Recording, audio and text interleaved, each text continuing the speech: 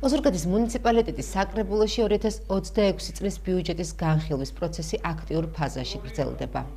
ბიუჯეტის კანონპროექტი 47.407.000 ლარით არის განსაზღვრული.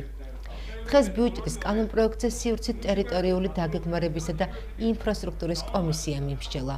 როგორც კომისიის თავმჯდომარემ დავით ჭაკნელიძემ აღნიშნა, მათი შენიშვნები ეხება ძირითადად ხიდებს და ბეტონის გზებს, რომლებიც სოფლებში იგება.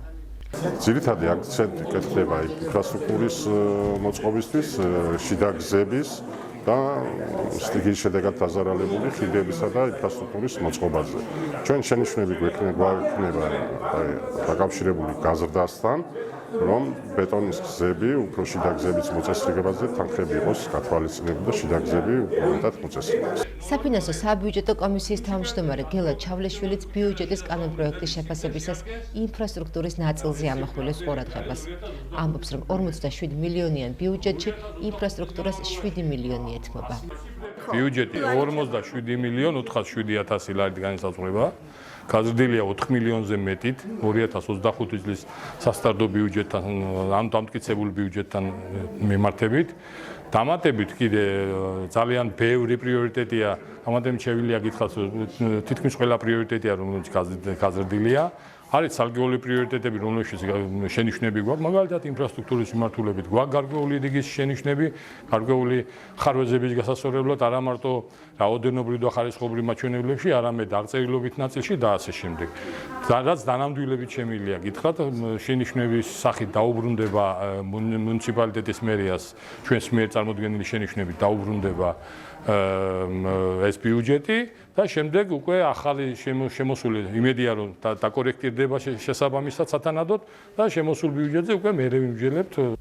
საკუთარი შენიშვნები და რეკომენდაციები აქვს საკრებულოში უმცირესობის წარმომადგენელს ლელოდან ლავრენტი ქვილორიას, რომელიც 2026 წლის ბიუჯეტში ინფრასტრუქტურის მიმართულებით თანხების გაზრდის აუცილებლობაზე საუბრობს. თუმცა აქვე ამბობს, რომ პირადად ის ახალ ბიუჯეტს მხარს არ დაუჭერს.